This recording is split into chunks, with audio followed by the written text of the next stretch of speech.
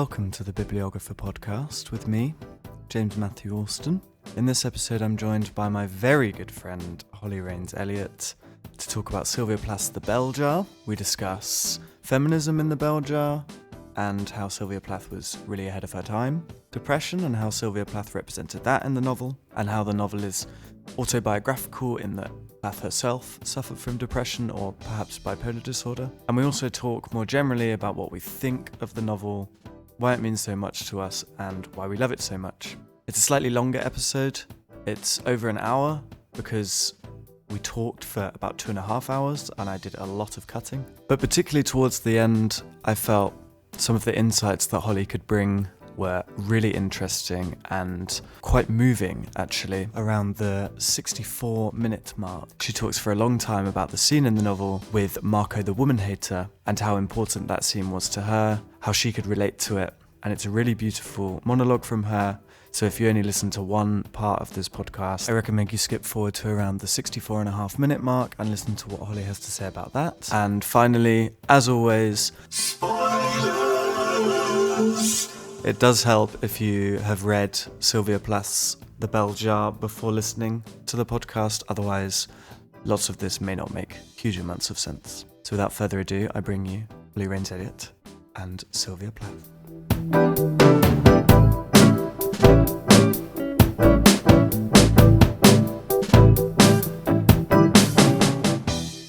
Are you nervous? Why would I be nervous? I don't know. I'm really nervous. I mean, yeah, the burden is on you here to make this good. I mean, it's also kind of on you. As I've said, I'm a mere guest on a...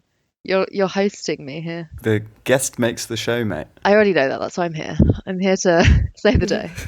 Talk about a book I've read. How many times now? Should we say maybe 7 times, do you reckon? Have you really read it 7 times? It's 6 or 7, definitely, over the course of, since 2013, yeah. I mean, we must have spoken about it before then. Did you Almost recommend definitely. it to me, or did I recommend it to you? I can't remember. I know it was one way or the other.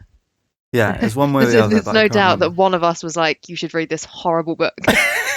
Yeah, this is going to really speak to you. At the peak of our, like, maybe a dip in our mental health, we were like, this will really be good for you. Yeah.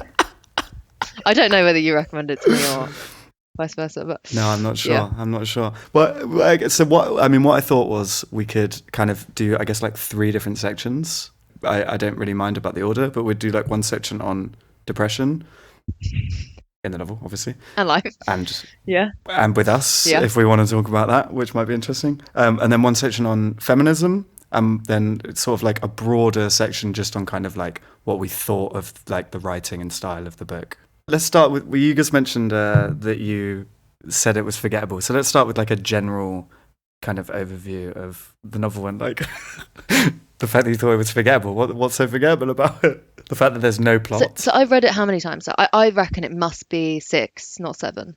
And then when we suggested doing it for this podcast, all I can ever remember is there's New York and suicide, and I can never remember like a narrative structure. Now, I can't really remember what happens. Was that not sort of because kind of nothing happens? Right. So this is what's the best part of this was that I said to my gran I was reading it. My gran bought it and read it in October. She read it in about 3 days and just put me to shame. Should have got her on the podcast. Yeah, I know. And I said, "What do you think of it?" And she was like, yeah. And this is really, I mean, verbatim, but this is what she said. She was like, yeah, it was good. It was quite heavy, but she was like, I don't really remember what happened. And I was like, no one does. No one really remembers what happened. But here's what I think. I think it's essentially a diary, right? That's all the novel is, really. It's just a chunk of, and because really it's autobiographical, isn't it? She's from Boston. Her dad died when she was young. There's just so many details which you can't ignore the fact it's an autobiography essentially from a chunk of her life when she was younger. She even talks about like her Austrian grandmother, right? Which is like also completely factual. She's got poetry about like her dad's kind of like Austrian German heritage and stuff. Yeah, it's very much an autobiography and a diary, and I think she just jumps from I don't know, being sad in New York to Buddy Willard, and then it's a great start, isn't it? Like that first chapter I really enjoy. It was a queer, sultry summer. the summer they electrocuted the Rosenbergs.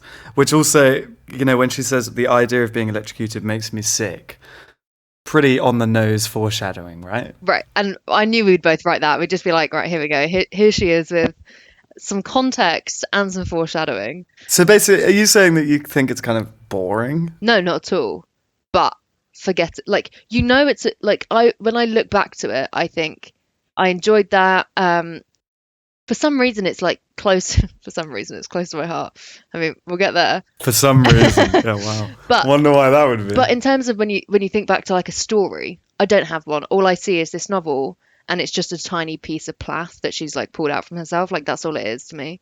I felt that coming back to it, I could relate to a lot more, having spent time in New York and having, you know, been to university. And I'm sure there were parts of this that you could relate to coming back to it. Like when you finish uni and you come home and like you're living with your mother, and it's like, and you just, yeah, and there's so many, you know, when she talks about the fig tree and she can't decide, and like, I don't know, she starves, and then there's also where she's talking about a bunny rabbit like jumping through her mind. It's a similar point about the different lanes of her life, and I think like that's so much more relatable now, because I had, even reading some of these bits, I had the shadow of relating it to this podcast. And I thought, I bet when you read that, where she gets home from New York, and she's like thinking about all of her avenues, like just moving to different places and different career paths, I bet you were like, I remember that. I mean, I ended up at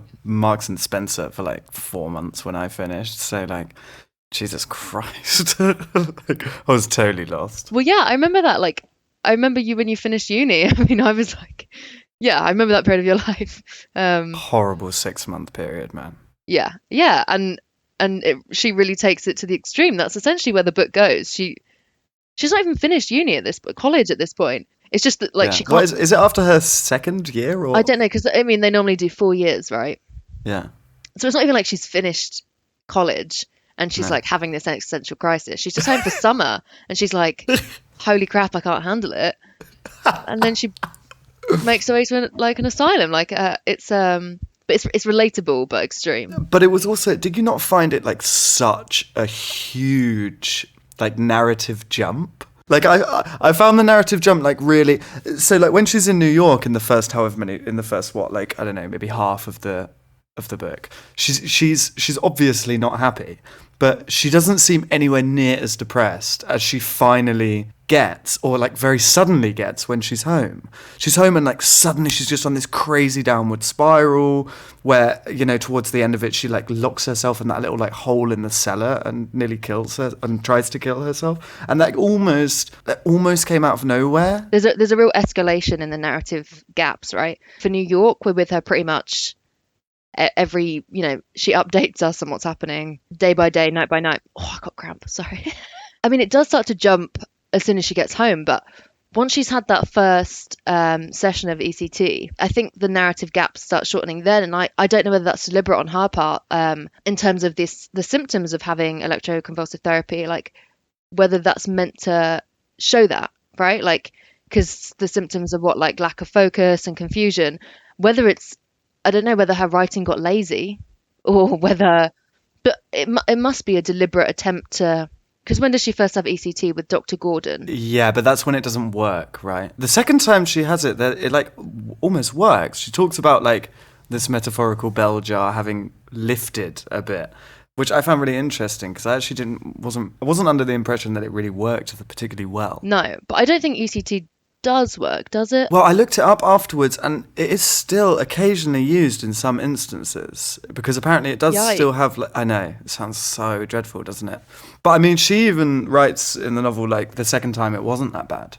Like, she passes out, she comes to, and she feels better. But bear in mind, that's in an era where it was standard practice. So it's the same as us saying this medication is helping. I don't know, like 60 years in the future, which, you know, what future? But 60 years in the future, they might look back and be like wild that they'd be like, oh, these drugs are helping them and really they're damaging this much. I don't know. I thought the speed in which the narrative gaps started like happening, because, you know, she'll be like, for example, in the last chapter where she loses her virginity, she's talking about something completely irrelevant, and she's just like, I met Erwin by the library, and you're just like, chill the fuck out. Like, what's happening? Is it a symptom of her ECT? Like, surely not a symptom of the ECT. It seems at that point she just like doesn't really care about anything. No, but I mean, in terms of her mind jumping from one thing to the next, is that the there's a lack of focus that comes with it. Oh, what? So you think she like wrote it after the fact, as if she was like going through it almost, like she's trying to represent what it felt like, just purely through these like narrative jumps. That's the only thing I can think of, because it speeds up so significantly as soon as she gets back, not just when she gets back from New York, but after she has that first session of ECT.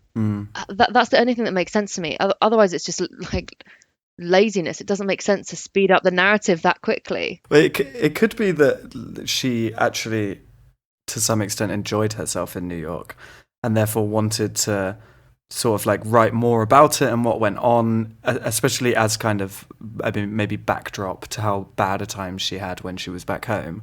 And therefore, all of the important stuff that happened to her when she was back home wasn't like going out with her mates and getting drunk and like, you know, getting sick of caviar. It was like the only important thing that happened to her was her being super depressed. Right. I mean, it makes you wonder how much of this is actually like, how much like she'd written in her own diary that she could pull from this. She's like, oh, I missed a week there. Like, because there's so many fine details in New York that actually happened. The hotel she stayed in. Did you look at that? It's the same. It's the actual hotel she stayed in. Here's some fun info. Okay. So they were staying in the novel. She calls it the Amazon Hotel, right? Which is a real hotel on the Upper East Side of Manhattan called the Barbizon, which only accepted women, like she said, when it was open in 1927 until the 80s.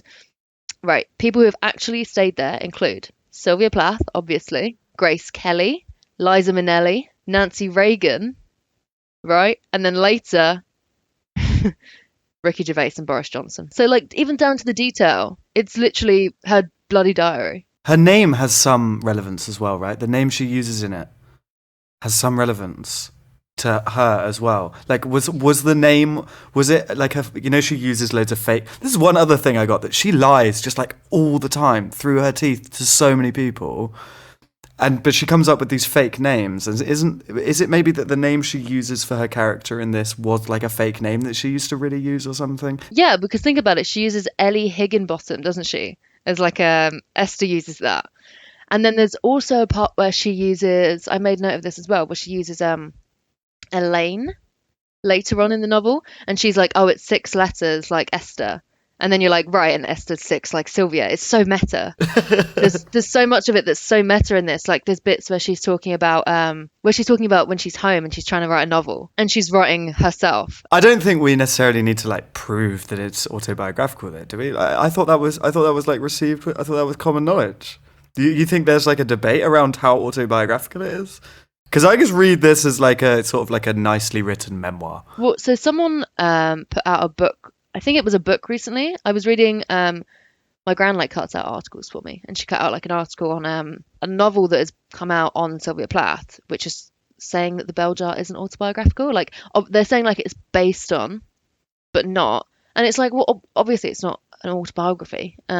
It's so meta. It's like, well, where are the boundaries, right? Like, if you just wrote your own autobiography, but you changed your name to like, I don't know, like Molly. Yeah. You know, like how? Where's the boundaries? Like, oh, it's not me, but everything that happened to her actually did. Also, it's like maybe you don't know about, I don't know, but like the newest Martin Amis novel that's come out. It's called Inside Story, and it's just got like direct references to like his friendship with Christopher Hitchens in it, and it's basically just his life, despite him having already written at least one memoir. But he's called it a novel. It's like it's not a novel. I mean, I guess the writer gets to decide, you know, do whatever they want. But the point of me saying that is in terms of, it's just a diary, isn't it? Like, I mean, how do you feel like it's written? Do you enjoy the writing style? I think simultaneously it's boring in a similar way to how you said it, but it's boring in a way that I quite like. Like, firstly, it really, really reminded me of like J.D. Salinger. Well, I really love J.D. Salinger, but in his novels as well, especially Catcher in the Rye, like literally nothing happens. Right. But it's very, very similar in that sense. I don't know. It seems to be something really similar with lots of these like mid 20th century American novels where like sort of not huge amounts happens, but they're kind of character studies. They're always like in some way like really, really horribly depressing. So I do like the style. I also think it's really obvious that she's like first and foremostly a poet. I think there are just turns of phrases which almost make like in some sense no sense, but I find really, really beautiful. One of my favourites, I'm just going to find it. In my edition anyway, it's on page 140. It's when she's like with Dodo and her mum like sitting in, I think they're in a cab and she's been already... Oh, they're in Dodo's big old car, yeah, her... Oh yeah, the station wagon. Yeah. And just the line is... sitting in the front seat between Dodo and my mother, I felt dumb and subdued. Every time I tried to concentrate, my mind glided off like a skater into a large empty space and pirouetted there absently. I think I really, really...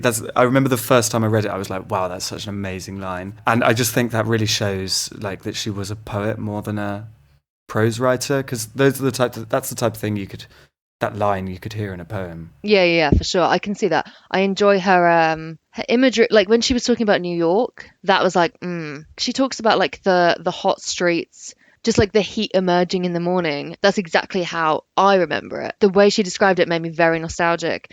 And that sort of ties into, I found it very surprising how modern this novel feels to me now. When her and Doreen are going out on the town, you know, and they go out and they get like heckled at by those men. All of them are in like cabs and they're meant to be going to some like event. Oh yeah, but then they join those two men, right? Yeah. Isn't there just like, this is meant to be 1953, and reading it now, I was like, it feels very modern. That feeling of like hitting the town and you get like heckled at, and it just didn't feel like it was the era that it was. Do you know what I mean? Like, sure, but I mean, those things, I guess, since there's been like a concept of hitting the town, how much of it really changes? Like, you jump in a cab, you've had a few drinks. But that's what I mean, but think of where we were politically then, and think of how different life was in America then. Like the way she wrote it, and I still got that feeling of like if I was going to bloody I don't know, just going to Guildford for a night. Do you know what I mean? Like that feeling was still there, and she described it. Did you pick up on how many times she used the word grey to describe things? No. Dude, when you go for your 8th reread, look Never out again. for it. No. I promise you can find the word grey, I'm not exaggerating, probably 3 times a chapter to describe something, whether it's like skies, hairs, moods. It's used so much. I found it twice on one page at one point, referring to different things. It is a grey novel. It is, and I mean, I'm trying to look through my notes to see if there's anything similar to that. I mean, like even here, one page, it was death. My mind went dead. I found her quite funny, you know. I was like, maybe this is meant to be funny. Okay, see, I know what you mean there. I find it's quite a common thing that people take texts, which are obviously meant to be slightly tongue-in-cheek, like far too seriously.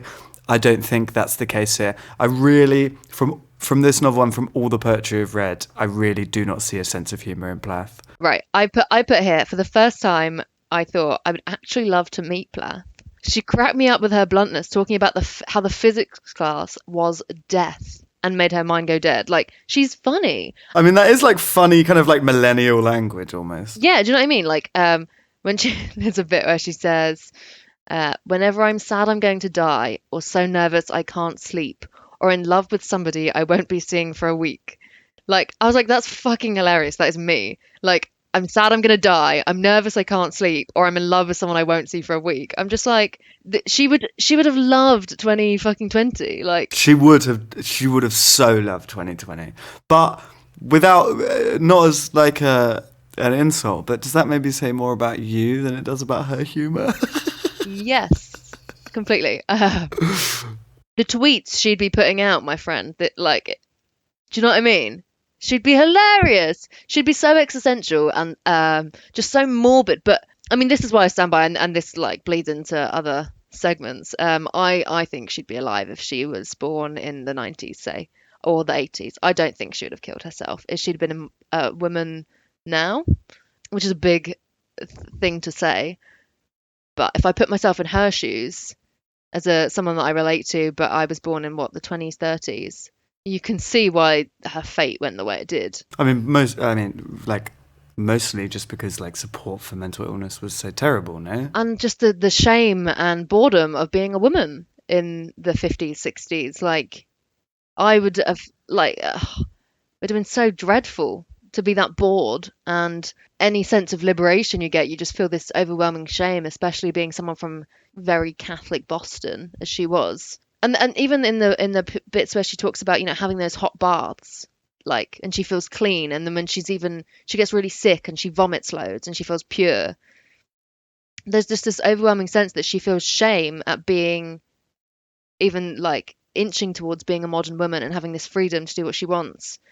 There's like this shame attached to it, and a shame just attached to wanting more than other women that she's around want, like in this fashion magazine or whatever it is. That's so true. She's like working for JD, and she wants to be and knows she is almost like so much better than they are, and can produce writing that's so much better than what they're doing. And yeah, I think you're right. It does almost come across as she's like really like restless with her situation, but also like almost a bit like kind of, should I just do what they say and just do these like boring fashion pieces? Yeah, there's even these whole segments where she talks about she judges everyone for being so shallow and being so focused on image. And then she spends so much of her time talking about what someone's wearing or how she looks. And it all just like links into this, I think, this complex where she's really fighting herself with like, I can be better. I can do, like, morally, I can be better, academically, etc. And then also just being as shit as the rest of us, where it's so easy for us to be completely shallow. And also the fact that she could very much settle into like being the woman that the women that she sees around her. That was like a nice segue into the next section on feminism. I had like a few notes on it, but mostly that was just kind of, I suppose, partial surprise at like some of the horrific stuff that she experienced. But one of the most, and also that she was quite ahead of her time. One of the most interesting bits for me is when she's talking about how when you get married, that's kind of like all men want. They kind of tell you you're going to be able to be free and do what you want, but then you get married and they just like expect you to be the housewife. So in my version, it starts at page 76, and she's talking about an article called "In Defense of Chastity" that she reads in Reader's Digest. She says the main point of the article is that a man's world is different from a woman's world, and a man's emotions are different from a woman's emotions, and only marriage can bring the two worlds and the two different sets of emotions together properly. My mother said this was something a girl didn't know about till it was too late, so she had to take the advice of people who were already experts, like a married woman. This woman lawyer said the best men wanted to be pure for their wives, and even if they weren't pure, they wanted to be the ones to teach their wives about sex. Of course, they would try to persuade a girl to have sex and say they would marry her later, but as soon as she gave in, they would lose all respect for her and start saying that if she did that with them, she would do that with other men, and they would end up making her life miserable. The woman finished her article by saying, better be safe than sorry, and besides, there was no sure way of not getting stuck with a baby, and then you'd really be in a pickle. Now, the one thing this article didn't seem to me to consider was how a girl felt. And then she goes on to say, like, it might be nice to be pure, is the word she used, but then she's talking about kind of like the double standard and the hypocrisy of she remains pure, and then Buddy Willard, like he does in this section, admits that he's actually like had sex or at least fooled around with somebody else.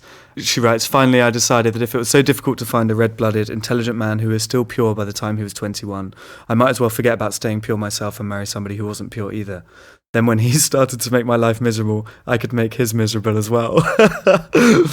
That made me laugh a lot, that bit. Yeah, but I just found that like a really, I mean, I don't know how like maybe progressive or forward thinking that was for maybe like the early 50s, which is when it's set. I found that hilarious. Do you know, like, this is what I mean? She's funny. That's so funny. Yeah. That if I was stuck with a baby, I'd be in a pickle or whatever it is. Yeah. I mean, yeah, the use of the word pickle made me laugh. I wonder if that was Plath or if that's actually like the word that was used in an article that she read about the subject. But you think that that's quite forward thinking for I mean, it's set in, let's call it the early 50s because that's when it's set. Well, yeah, because, you know, she goes on to say, Now, one thing the article didn't seem to me to consider was how a girl felt. It might be nice to be pure and then to marry a pure man, but what if he can suddenly fess? Yeah, he wasn't pure after we were married, like Buddy Willard. I love that whole like part of the novel where she's making such a conscious effort to prove that she doesn't care about Buddy anymore. And then every other page, she's like, when me and Buddy were skiing, and then Buddy had tuberculosis, and you're just like every other fucking young woman who is in denial about the fact that you're in love with a man who you have decided he's a horrible traitor because he's had sex with someone else. And she makes this whole point of proving that she doesn't like him because he's just for all these stupid reasons.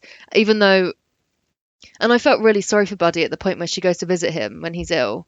And he's like, what's he done? Like made an ashtray for her or something. And he's just being fucking cute. And she just is making such a conscious effort to say how terrible Buddy is.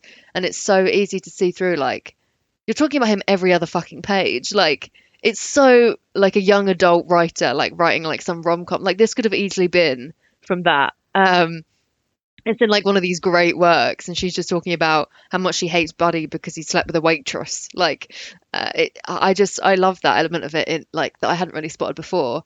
I was like, she's just like, because she's meant to be what, like 20. She turns 20 towards the end of the book. Yeah, she's so young. Right, I thought she was, well, you think if she's in college, uni, and she has her birthday while she's in the psychiatric hospital, and she turns 20. And the like that kind of puts a flip on the whole thing. Like when I realised that, just how young she was, I was just like, this is really a dark young adult fiction piece. Like that's what it is, isn't it? Absolutely. For me, it's like the counterpart to Catcher in the Rye aimed at women. It is kind of like an impression I got when I was reading it, because The Catcher in the Rye, I mean, it's much earlier than this, but it's also one of those books which kind of invented or like the concept of teenage identity. But it reads to me very similar, as I said earlier, and like, yeah, I think in a way that Catcher in the Rye kind of, in some sense, encapsulated like a lot of the issues that maybe young teenage men, because I mean the character in Catcher in the Rye is 16, I think, at the time. Oh wow, okay. Maybe like encapsulates some of the issues that those young teenage men / boys would have been thinking about. This kind of does the same for, I'd say, a slightly older. Yeah, I hadn't considered it in that light until we just said it. Like, how do you think she intended? Do you think she intended for this to be like the angsty teenage girl novel of the time, or do you think she thought this was going to be like art? Because I'd compare it to, I assume you haven't watched Girl Interrupted, the 90s film with Angelina Jolie. I haven't watched it. So when I was doing I haven't read I don't think you can call it a novel.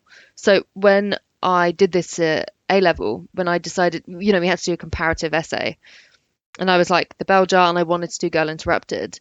And I remember my teacher contacted our exam board and said, can Holly do Girl Interrupted? Because it's basically an autobiography. And they were like, no. So I compared it to the yellow wallpaper instead. But when I was looking over this, I was like, it's basically Girl Interrupted. And that film is just a girl who goes into, the work. It's by Susanna Kaysen, I think. And it's her just like slow descent into, because that was the 60s as well. It's her going into a mental institution, and it just felt very reminiscent of that. Like it's like the sad girl. But maybe there was like a lot of inspiration taken from this for that. I don't know. Oh, there must. Well, yeah, that's what I mean. Like when I think of Girl Interrupted, like when you watch the film, it's sad indie girl central. I think I must have watched it like 100 times in a year or something stupid when I was deeply miserable in like year 11. And there's no way this wasn't like the blueprint for that. Maybe we've all been looking at this wrong. Like the bell jar isn't this great work. It's just like a sad teenage girl writing what should have been an incredible feature film. Do you know what I mean? But a feature film that has like no plot, as we've already agreed. How many indie films are like that now? True. But you could never you can never make this a feature film because it would be so cringy now to do something. You couldn't make the bell jar into something incredible. I mean, there's been one. I'm pretty sure it was like Gwyneth Paltrow who was like the lead. Really? Oh, I didn't know that. Yeah, I've not I don't think it did well, and I don't think there was a great budget. Should I look it up now? We should have watched it before we did this. I don't think anyone's watched it ever. Yeah. That's really interesting what you say about, like, maybe this isn't necessarily kind of like great art in the sense of like fantastic mid-century American literature. It's just kind of like a young adult novel. But this is what I'm saying. Like, if this came out in, say, was 2013, obviously the whole narrative would be different. But can you imagine this would be for an indie filmmaker to turn into something like that's essentially what it is, isn't it? I know what you mean. And it is really interesting to think of it as just like young adult fiction and maybe not this. Do you think maybe that the reason it's kind of regarded as this great art? Well, actually, no. I don't know if I totally agree because like two things. One, one of the reasons maybe why it's regarded as kind of like this great art is because she already had a reputation as a really successful writer and poet, especially. But secondly as well... Well, poet, right? What else was she putting out? Just poetry? Well, I think the fact that she was writing for magazines and had written short stories, that's all also true for Plath, I believe. But also, do you think... Because I would say no, but do you really think that... I mean, for a start, the kind of feminist take on this, which happens way before 68 or 69, right? Like maybe that had never been represented so directly before. And also the issue of depression, potentially with men it had been, but like depression in women, do you think that had ever been so like starkly depicted before this novel? I genuinely don't know the answer to that question. I don't. I mean, The Yellow Wallpaper, have you read that? Tiny little... I know it. I haven't read it though. Oh no, yeah, no, that's a lie. I have read it. Yeah. I think that's like the first time that was... But is that depression? I mean, because she's like psychotic in it, right? Right. I don't know the answer whether there's been anything that extensive looking at depression in women. But when is that from? Sorry, and who wrote it? Charlotte Perkins Gilman, 1892. It's regarded as an important early work of American feminist literature for its illustration of the attitudes towards mental and physical health of women in the 19th century. Yeah, so this, not in the same way that Plath has talked about depression in any way, shape, or form. But yeah, maybe that's what... I mean, I'm not saying that this is just a young adult like piece of fiction in any way, shape, or form, because it's much heavier than that. But maybe it's hard to know what her intentions were. Like, can you imagine if Plath had been alive for even a year longer than she was to talk about this in more depth? Like, because it's really just a work on its own, isn't it? That like is just completely overshadowed by her death, and we have no real indication of what her intentions were in writing it. Maybe that's why it's so, like, from my viewpoint, why it's so forgettable, the narrative. Because there's nothing that she's ever said about it. I do also, just on the young adult point, in some sense we are being like a little bit snobbish, because there's no reason why a book can't be literary and also aimed at young adults. And I mean, if we kind of agree that this is the aim of this book, and we are young adults. Sure, but young adult fiction generally refers to teenagers, right? Like, sure. Like Catcher in the Rye as well. Like, I mean, is aimed at teenagers, despite him not having been a teenager when he wrote it. And they're not mutually exclusive. There's no reason that something can't be really, really good literature and yet still aimed at people who are under the age of like 20. Sure. Yeah. So yeah, I just wanted to point that out, because I kind of, when I was saying it, almost it felt like we were just like, almost beginning to dismiss it, but at the same time... Well, no, because I'm coming from the stance of like, this is a great novel. It's not particularly accessible to like imagine a 50-year-old man picking up this book. I'm looking at this in a new light when I say it's like a young adult piece of fiction. This is like a new stance I'm having in. I haven't thought that before. On my previous reads, that never came into my mind. So that's just an interesting light on it. It's super interesting though. I mean, have you read Bright Lights, Big City? No. You can assume any question you're going to ask, have I read? The answer's no. Make that assumption early on. Maybe you shouldn't say things like that on a literature podcast. Well, hey, let's remember, I applied to do literature at university and I thought, sounds like a lot of reading, I'll do law. So I made my decision, I stick by it. I mean, that's what I did as well. Yeah, exactly. Yeah, I changed like 2 weeks before I got there. Bright Lights, Big City is, I mean, I guess a little bit later than this, I think they may, I can't remember who it's by. I'll have to add that in later. Jay McInerney. 1984. But it's also about a young man. It's written in the second person, which is always quite interesting. It's also like really focused on mental health, and he moves to a new city as a young man. I also think he's maybe 22 in it or something, or you are, because it's written like the second person. And it's also that same thing. It's quite a famous book, regarded in some senses as like a modern classic in a similar way that like this is in Catcher in the Rye, and kind of encapsulates a more modern take, I guess, on like what it's like to be young and to have moved to a city. And I mean, I really enjoyed it when I read it. It's far more like postmodern than this is, so kind of even more meta and more confusing. Even more meta? I know.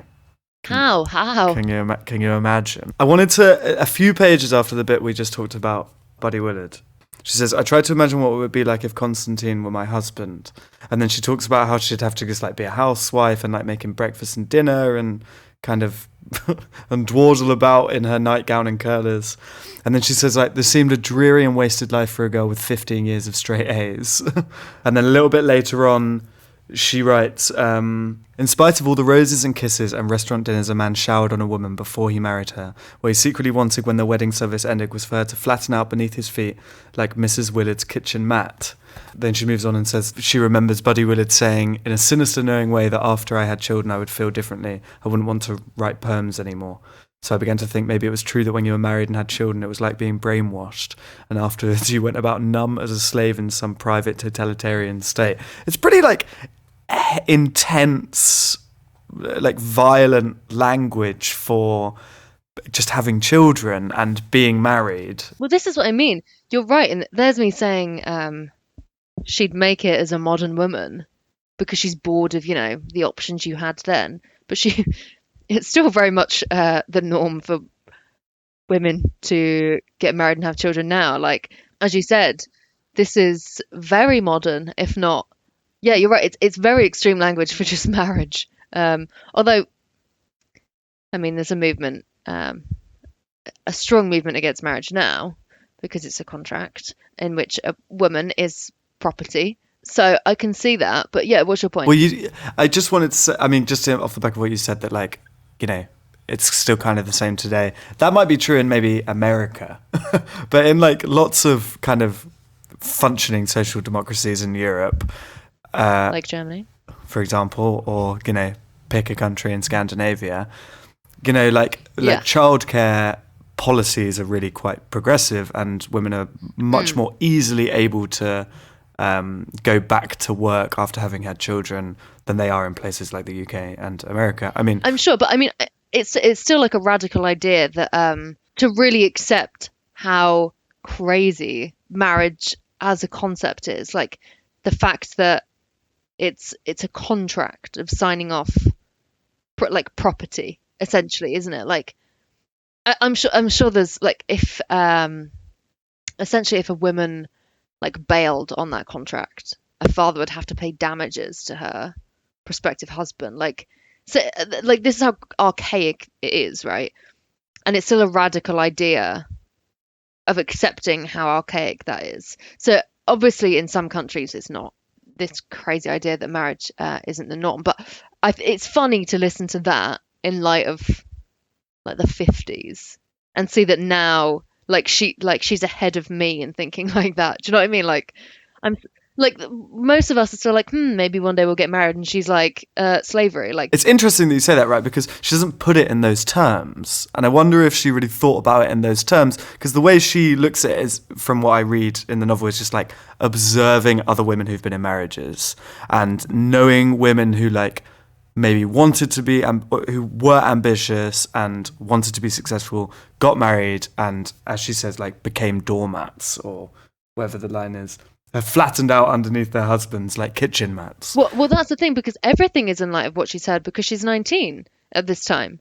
And that's why it's so interesting to put it in that light. Like, and this is why it's very easy to call it a sort of a young work of fiction, when you think about the fact that actually Dr. Nolan, towards the end of the novel, hinges so much on, they go to like a sexual health clinic or wherever they go to the doctors, and she loses her virginity because so much hinges on Esther worrying about her virginity and like sex. And that's when you start to realize, like, as much as the thoughts she's having in the whole rest of the novel are quite mature, she's still a baby, really. Like, do you know what I mean? Yeah, just like worried about either remaining a virgin or still being a virgin, like whatever it may be. Do you know what? That reminds me of the part where she is talking about how suicide's a sin to Catholics, right? And she there's that little segment about becoming a nun. I literally tweeted about a week ago, is there a nunnery which doesn't involve religion? Which I was like, where it's just women only, where we're just like, we are devoted to our emotional well-being and thriving.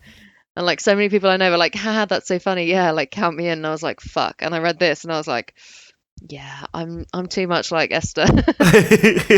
Just thinking conclusion in terms of the feminist side of it, it was ahead of its time, but I did have moments where I felt very sad because as I've said before though, I think the bulk of her confusion and like sadness as a woman, I don't think she'd have faced that now. I think, like, I was just thinking about it from, when she got home from college and the options she had, she was like, oh, should I learn shorthand, blah blah blah.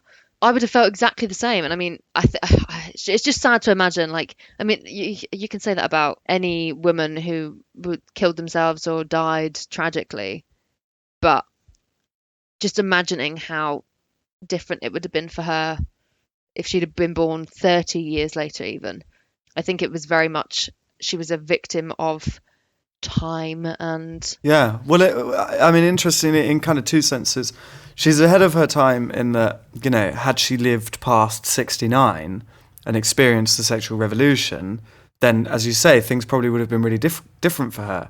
But at the same time, maybe this is quite representative of how many women were thinking in kind of the build up to the 60s. You have to remember, this is 63. There's so much going on. Like, I don't know exactly the month it was published, but like at this time in America, the civil rights movement is like properly kicking. It's been going on for ages, obviously, but it's properly kicking off at this point. Kennedy gets assassinated in this year, and the Vietnam War is, about to start. As well, she was living in London at this time, wasn't she? She died in London. She had been in London for quite a while. I wonder how that puts her. But that's exactly what makes me think this is pulled from her life when she lived in America. Do you know what I mean? Like, but you're a history grad. How are things different in London to America in the 60s? Well, how are things different? I mean, in loads of ways, obviously. Like, the UK isn't having presidents assassinated or prime ministers assassinated, and isn't like embroiling itself in like a crazy like proxy war in Southeast Asia. And at the same time, I mean, women are still super oppressed at the time, but I don't know. We already have universal healthcare at this point. There are, at some point during the 60s, I'm not sure exactly when they start, there are anti-apartheid marches going on in support of South Africa. The New Left is starting to properly like gain its foothold, which like is really still influencing us today.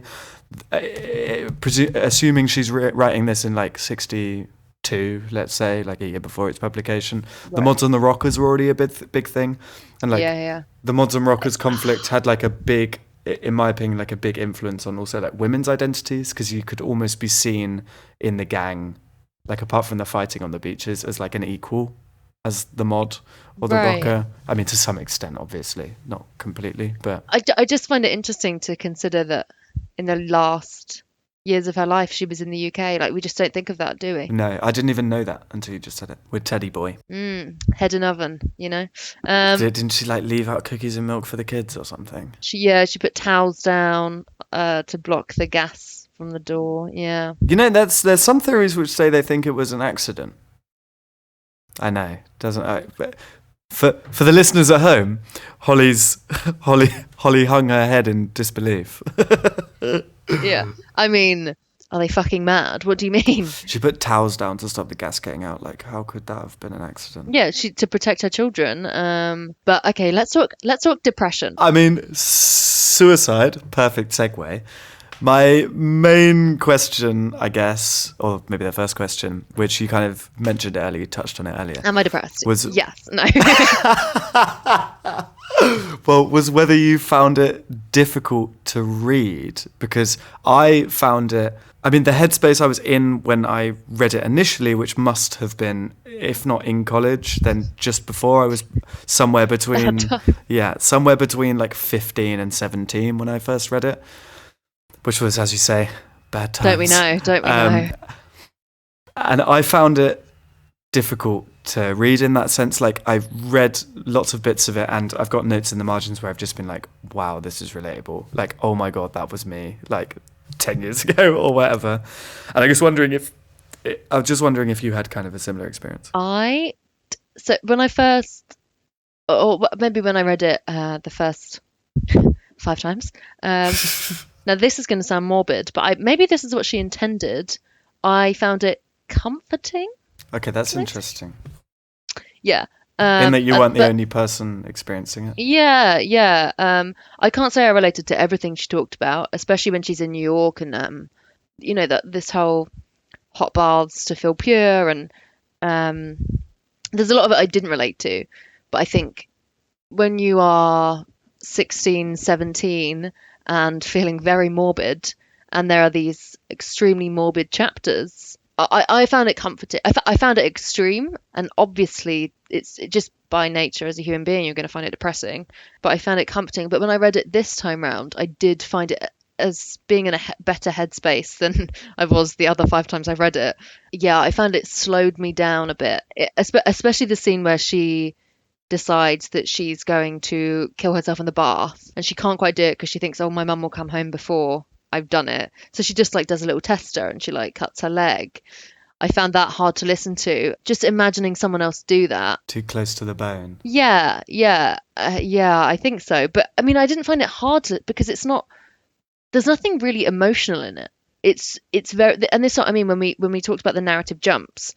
She'll talk about, I don't know, being in the park in Boston, and reading the paper, and then she's at the beach and about to drown herself, and then there was literally a chapter where it was just like every narrative jump was the new way to kill herself. Yeah, and you're like, I made a note of saying, is that down to the ECT that she'd had? Did that maybe make her more depressed? The traumatic experience she'd had with that ECT and seeing Dr. Gordon, I don't know. I found it, in the way that she condensed it, I think she'd done a great job of making it a very morbid chapter that was quite hard to read. I took several breaks between that. And I found really hard to read that scene where she's at the beach with her friends and she goes to swim out and drown herself. And I think she does a good job of making you feel isolated in the sea with her, even though it's not that descriptive. Goes to find that like rock, doesn't she? Yeah. And I was like, oh, I feel that. And it's quite heavy. But as a whole, the stuff that I found hardest to read, I mean, I think for everyone, the hardest bit, maybe not everyone, but is Joan's death at the end. Because debate me if you'd like, but I think Joan is meant to be Esther. What could have happened to Esther? Because I had to flip back, because I remember she brings up Joan. She's like, oh, I had a visitor and it was Joan, and I was like, who the fuck is Joan? And I flipped back and realised it was someone that Buddy had dated. And I looked at the descriptions and they say, they're both like tall and quite successful, like high achievers, and they both end up in institutions. And besides Joan being a gay legend, that's really the only and just being a bit annoying, that's about it. You said a gay legend? Did you not think? Yeah, Joan's gay. I totally missed that. Oh no, Joan is a big old lesbian. We love to see it. No, you didn't catch this? Do you not see where Esther knocks on the door and Joan's snuggled up? Oh shit, of course. Yeah. And Joan says to Esther, like, I like you, and Joan's like, no, Joan says to Esther, I like you, and Esther's like, haha, Joan, you're revolting. Doesn't quite say that, but I'm trying to find it. I think I kind of just read that bit as like... Well, so did I every other time. I put in my notes, how did I miss this? Well, I also read it as kind of like stuck in this institution with kind of nobody else to have sex with. Yeah, maybe I had it when I first read it, but then I looked at it in the light of, okay, it's hard being a straight woman in this situation, imagine if you're a gay woman in this situation and the person you like, you've just had to take to the hospital because she's lost her virginity to a man and she's hemorrhaging. And then next thing you know, she's killed herself. Wow, so did not make that connection. Yeah. I didn't before. Yeah, because that's almost like the climax, isn't it? When they find Joan. But it's an annoying climax. It's the very end. And that's why I think Joan is meant to be Esther's double in this, because the only reason we bring her back is to see what could have happened to Esther if she hadn't have grasped onto whatever light she grasped onto and made it through, and we assume went back to college after her exit interview after leaving the institution. But really, do you not agree that's really Joan's only purpose? Is she's made her different enough to not be Esther. Actually, I hadn't thought about it like that, but it's a really interesting take, for sure. Most of mine, as I say, was just me reading through and being like, so many kind of super relatable instances of like, everything's referred to as grey, as I mentioned. She sleeps like all the time. Just like she's sleeping all the time, but then when she really needs to sleep, has crazy insomnia. How did you find that as an ex or current insomniac? I don't know. It comes and goes. How do you find that? I mean, really relatable, but like she sleeps way more than I do. Oh, you tell that to James Wilson 5 years ago. Yeah, true. But like, Jesus, you got it lucky, mate. Yeah, but I don't know, because her like sleeping all the time, I think, was such an in-your-face obvious symptom of depression, that people find it so difficult to get out of bed and spend all their time, like lots of their time in bed sleeping, and you have no energy and stuff. And I mean, that's like a super relatable part for me, even if the actual like falling asleep part wasn't necessarily. So there was that, but lots of it was just also, I don't know, like the self-harm was just like too close to the bone. Like I found it a difficult book to reread when I'm in a place where like I don't feel like that anymore, almost like a kind of just really like like flashbacks of how it used to be in like a not very nice way. Yeah. I felt the same way, and I think it gave me glimpses of when I found that like nicely relatable as opposed to like horrific to relate to it. So like, if that makes any sense. Yeah, that was hard. Like that was like really the only bit. It was that like one chapter where it's just like a very erratic person, like erratic suicidal person, and I think it takes, if anyone who reads that it could take them to their darkest moments. She did a very good job of that in terms of those quick narrative gaps. She's like trying to drown herself on her own on the beach. She's trying to hang herself, and then she's like with friends on the beach. And I think actually that in that part specifically where she's gone to the beach with friends and it's meant to be a lovely day out, I think that's one of the only times that you see that element. I think it's very relatable for anyone who's ever had depression, where you're out with friends and you're having a great time on the surface. On the surface, but she's trying to drown herself. Pew pew, sound effects, explosion. Yeah, I think but that's one of those moments that I found the darkest in the chapter. Was like, she's like gone for a swim with her mate, and in her head she's telling us like, so I'm gonna drown myself now. That was rough. Yeah, and don't you think? Yeah, like that was definitely rough, because probably both been there, where you're like outwardly like, yeah, this is great, I'm having such a fun time. I'm at a party, I'm gonna cry all night. Jump off this bridge. No one's seen that before. From Holly Raynes-Elliott.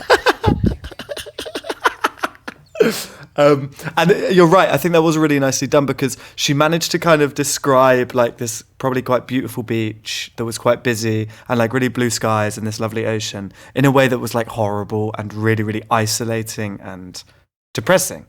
I mean, you're set up for that kind of description throughout the like preceding parts of the novel, for sure. But it's interesting how much she was able to make this kind of like lovely day out on the beach seem like just sort of like the worst thing in the world. I found one of the things that I would have loved to have seen more of was her mum's perspective.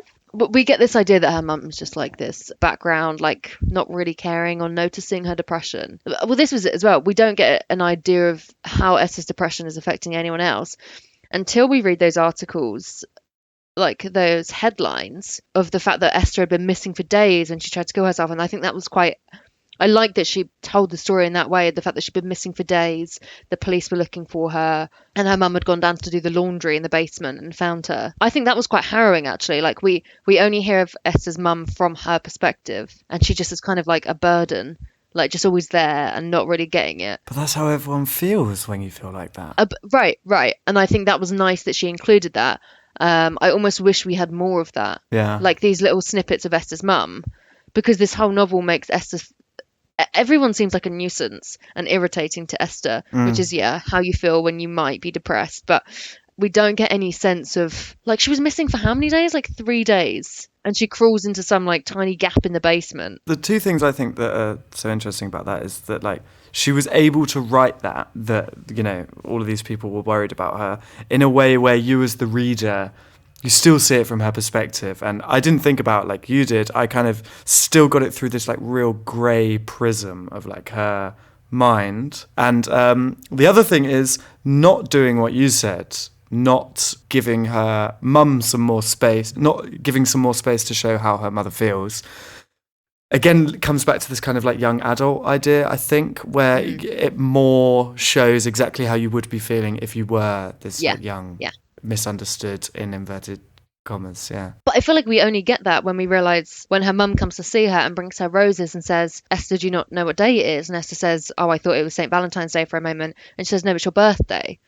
And I think that's a really sad moment where I genuinely felt, not for Esther, but for her mum, where her mum's come in, and that makes you realise how much her mum has been monitoring her for this whole time. We just don't get to see that because Esther just feels like this misunderstood young woman. And I think that's a really relatable and heartbreaking aspect of it for anyone that went through that. And you know that her mum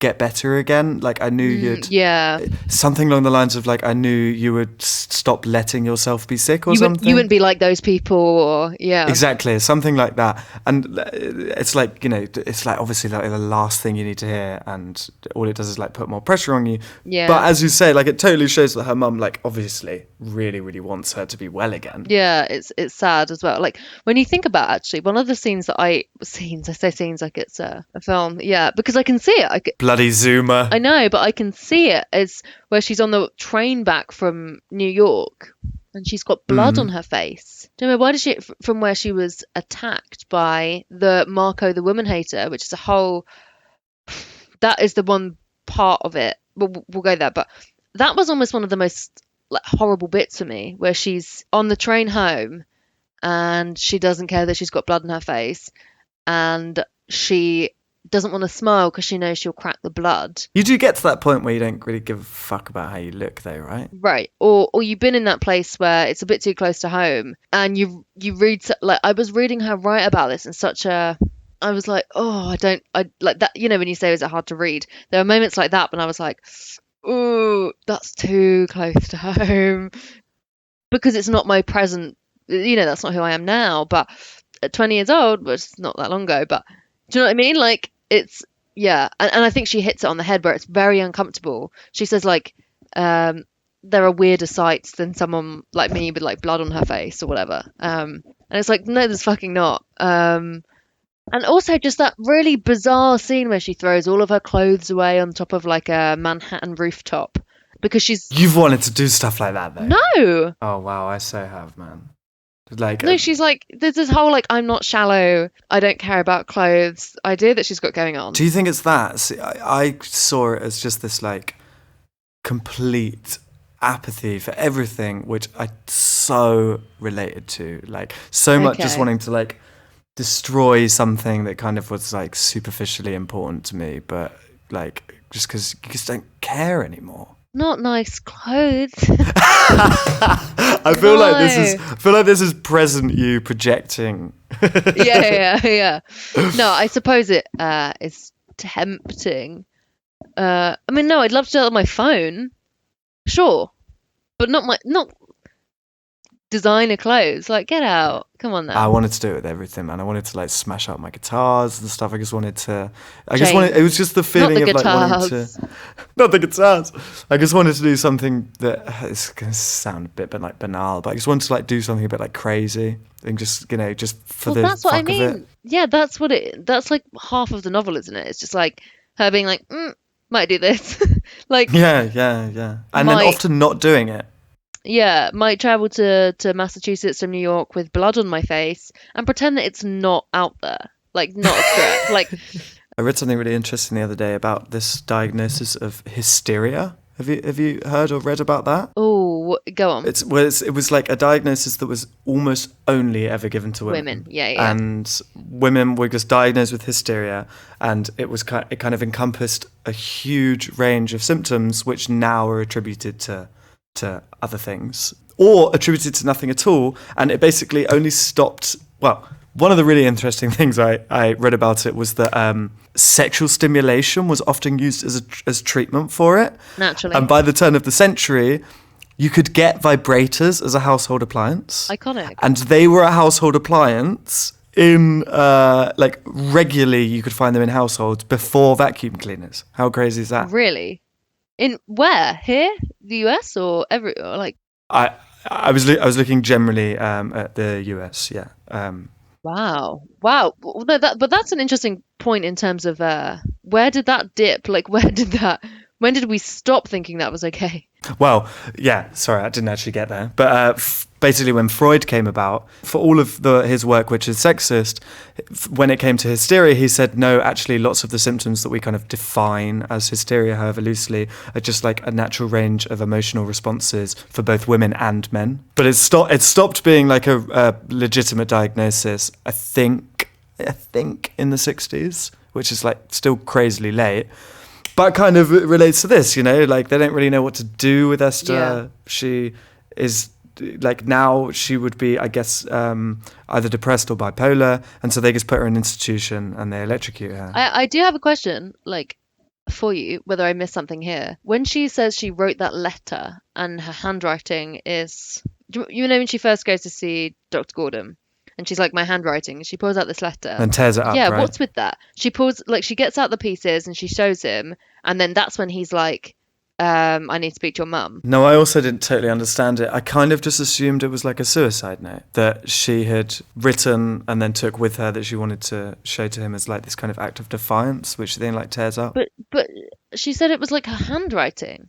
She said that she'd written this letter to Jodie or whoever that she was meant to be staying with at college, and that her handwriting didn't make any sense. And that's what I really didn't get it, and it felt very significant because that was the moment when they were like, yeah, you're being put into an institution. That's what I took from it. But yeah, you're right that she talks about how her handwriting is like illegible, right? I didn't get it, and I mean, we made the link of, I can't read, and that's like her lifeline. Plath's lifeline, etc., which I think, I don't know. But maybe that does link back to this idea of like women can just experience hysteria and have to be treated for this kind of weird, like undefinable. And maybe this is one of the things, like she can't write anymore because she's so hysterical. So let's institutionalize her. I don't know though. Maybe. Yeah. The last thing I wanted to say about depression, which I found like so relatable, on the line where she says, it's right after the bit where she swims out into the ocean to try and kill herself. And then the next line is, that morning I tried to hang myself. Yeah, I had tried to hang myself. And on the next page, she writes, when people found out my mind had gone, as they would have to sooner or later, in spite of my mother's guarded tongue, they would persuade her to put me into an asylum where I could be cured. And then there's like a paragraph break and just a single line, which is, only my case was incurable. And I was like, God, that's so like teenage angsty to begin with. Yeah. And also like so relatable when you think that, yeah, I know there are all these treatments, but like I'm just like past helping. Oh, I made note of that as well. Yeah, find it. I put, she believes she's incurable. It's classic. That feeling that everybody else is mad, that's mad, can or should be saved. Like, you should try and save them. Everyone else, like, you should try and save, or they can be. But like, when it comes to you, you're like, oh, no. It's not worth it with me. Like, it's not worth it. Don't waste your time. It's just that like classic idea of like, yeah, I'm sure there's madder people than me, but just like, I know myself and don't waste your time. It's just like, it's so funny. But even not teen, you can get to like, I don't know, how old are you? Like 40 now? 26. 26, mate. It's not that old. I'm just going to quickly hit up some Marco content. The Woman Hater Marco. That's just to wrap up. I think it's been interesting talking about like the style, and really interesting talking about how we both saw her ahead of her time. And in some senses, I think the Marco scene also kind of it like almost displays like everything in one little scene about the novel. Like it's almost poetically written despite being so horrific. There's so much there about how awful men are to women. And also kind of her anxiety, especially in those scenes, is, I think, like quite obvious. Well, I mean, so as I've said, I think that the novel's quite forgettable in terms of you remember bits. But so when I was reading, when I got to this bit, as soon as I got to the diamond stick pin, right? You know, that little diamond that he gives her. As soon as I got to that, I literally got shivers, and I remembered like what was coming with this character. You know, when she says, "I've never met a woman hater before." When I read it, I was like, you realize you've met this man so many times before as a woman. Like he's that classic charming misogynist. Do you find that really relatable? Yeah, like I got this pit in my stomach when I thought about like this guy that is like a charming character. But I don't know even whether it's something that I've experienced before, which I definitely have, meeting someone like that. But just going over Esther's experience, I got a pit in my stomach because it was the only time in the novel where I'd seen, you know, like a motif like that or just like a word, and I'd remembered exactly how the story went. It was the only time throughout. And it just so she says, I began to see why women haters could make such fools of women. Women haters were like gods, invulnerable and chock full of powers. They descend and then they disappeared. You could never catch one. Like, and as dramatic as it sounds, like when you think about true misogynists, like they charm their way in, they like walk all over a woman and undermine them, and then like as soon as they're nearly exposed, they like flee, right? Like, or as soon as a woman like builds up enough. I mean, this is you might not agree with this, but like, or as soon as like a woman builds up enough confidence, and I'm talking about like genuine misogynists who like get into relationships and they control women and they gaslight them, and as soon as a woman builds up enough confidence to like expose them, they just like bounce and just like go on to the next. And that's kind of what I saw in this character, and it just made me feel like, well, yeah, yeah. And then, well, you see what happens where, well, this is one of the things as well, where she says, where he's about to do what he does to her, and she puts, "It's happening." I thought it's happening, and it's just like that, like devastation. That it's an inevitable thought for all women, like that. Okay, this is when it's happening. Like it's happening now. Like because it's always like it in your mind. So that, okay, this could happen to you. Like some absolute misogynist could just use his power and do what he wants. And it's just the way she puts that, like, it's happening. And I was like, oh, that's so devastating. Like that bit where she's like walking around and she's like scantily clad. Do you know what I mean? Like it's just a very devastating scene. Yeah, it was hard to read. Especially because as I say, like I don't know whether it's like an ironic motif, like the diamond stick pin that he gives to her, and then after he's like attacked her, he's like, "Where's my diamond?" It's just like, and she almost doesn't sacrifice that. She's like wondering how much is this diamond worth, and then she realizes no, he will actually hurt me if I don't give him this. And she's like, "Well, it's in the mud somewhere. Go find it." And like that saves her. It's just a very like the sacrifice of like like that they're his options. He's like, either I'm going to find my diamond or I'm going to hurt you. And it's just like a really devastating scene. Just I don't know, it was just those lines of oh, okay, it's happening now, like this is it. And that I don't know, I think including that scene was a bold choice. I mean, even including that scene now would be a bold choice. It just felt, and it's funny because it's set on like a golf course, right? Like they're in the suburbs of New York. And it might, do you not do that when you read a novel and you do you picture it in somewhere that you know? For me, it was Pine Ridge. But yeah, I think reading that scene was hard in terms of, well, we didn't relate that back to feminism at all, but just the way she describes him as a woman hater, it just felt so very modern, like not at all. I don't know how to relate it back, but that was one of the hardest bits to read for me. Even though I know it didn't end as badly as it could have done. Yeah, that was a horrible scene. Today, I feel like if something like that was written, it would be kind of like potentially a really like lauded scene in a novel, right? Where like people would talk about like the bravery of having written it. I think that's almost like what's surprising is it kind of like in the novel pops out of nowhere where she deals with quite like a harrowing subject. And as well the fact that like Doreen's left her and like she's trying to find Doreen after she's been attacked, and I almost found that relatable. Like I don't know if you've ever been on a night out where it's just gone a bit too crazy and you're like, I don't know if this is just like a primarily like predominantly a woman thing where I don't know, you might be on a night out and something really shitty's happened and you realize that your friend is fucked off, not because they don't care, but because you've all just gone your own way. And it's like a really scary idea. And for her, she's in like the suburbs of New York. And I feel like after that, that's really when it starts.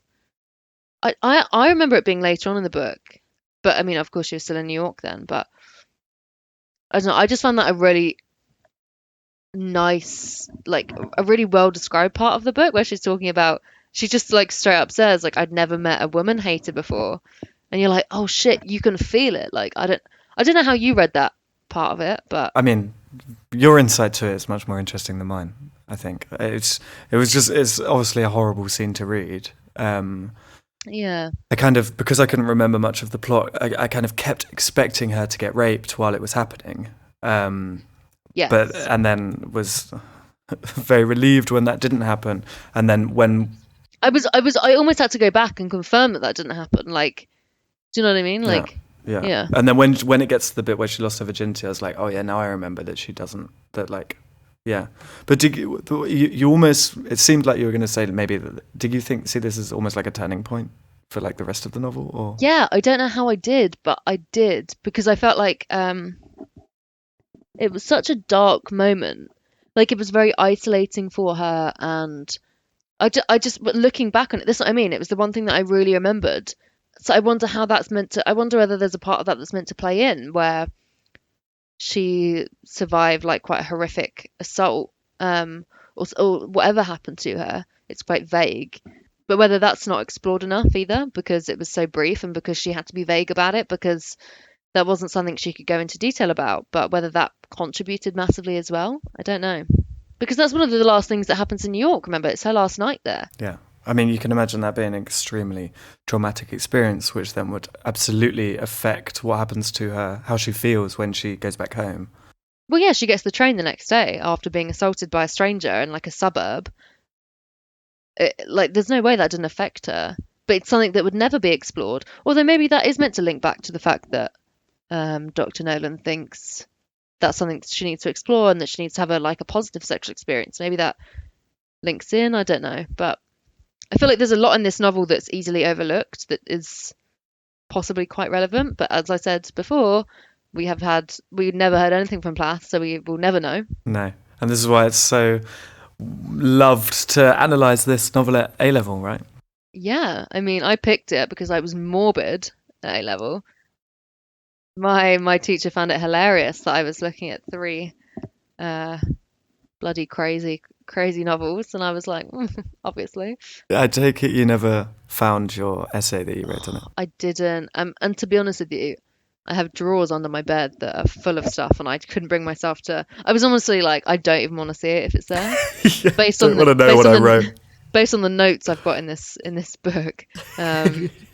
But yeah.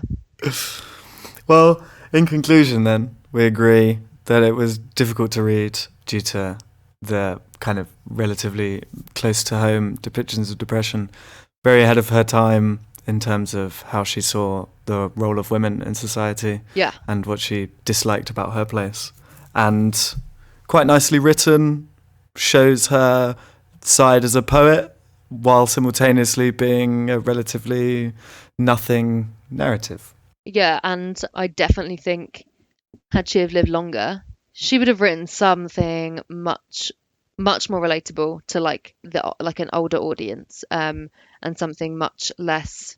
There would be much less of a condensed suicidal, like it wouldn't just be I think it basically she would have written a lot more that would have been much better. Not to slate it too much, but Well, it's been really interesting.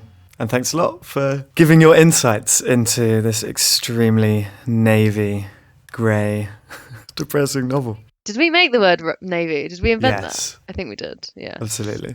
Oh, you're welcome. 2 hours of rambling. Good luck editing. It's been super good fun. Really appreciate it. Thanks. You're welcome, always.